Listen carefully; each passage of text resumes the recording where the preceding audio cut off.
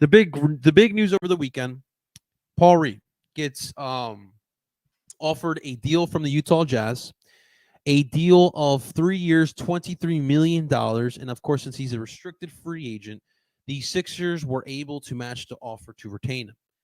Yesterday, we get the news late that they did match. Daryl did match the offer.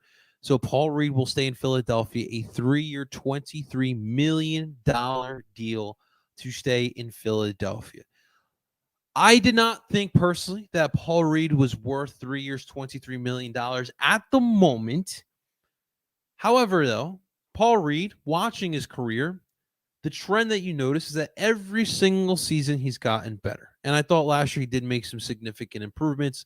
Improvements enough for the deal? No. We're talking like almost $8 million a season. I don't think that he's worth $8 million, but the Sixers did, and I'm not mad at it.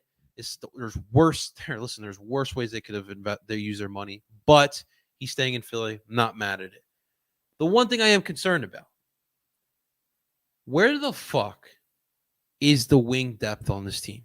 Where are the wings in general on this basketball team? Like, Paul Reed makes sense in the Nick Nurse system. I mean, how many times did you see Marc Gasol with Serge Ibaka or Pascal Siakam with Bynes? Like, or Valanciunas, like, you've seen him run an athletic big with a bigger type of big. And that's something that he always likes to do, especially defensively. So it's not too far-fetched. But one thing he's always had over in Toronto is wing players. He does not have many wing players here in Philly.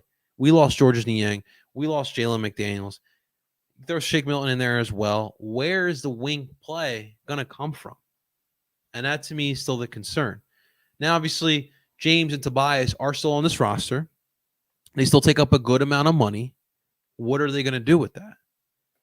I personally don't think that they're going to be able to get rid of either player.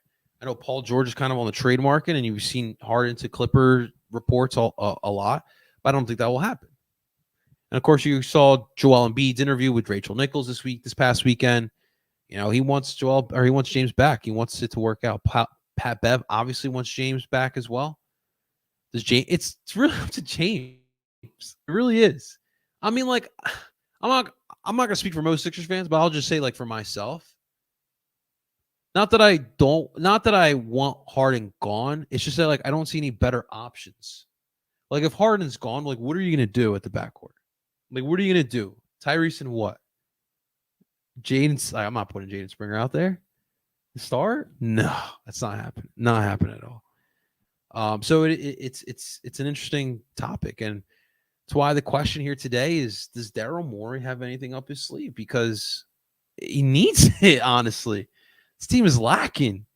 This team is taking a step back since last year's team, if you think about it. So it is a little. The roster construction for this team right now is a little bit of a concern for myself. So we'll see. I do think defensively this team is pretty stout. When you still have PJ Tucker, you got Pat Bev in this roster, Joel Embiid as well. Defense should definitely be improved upon this upcoming year.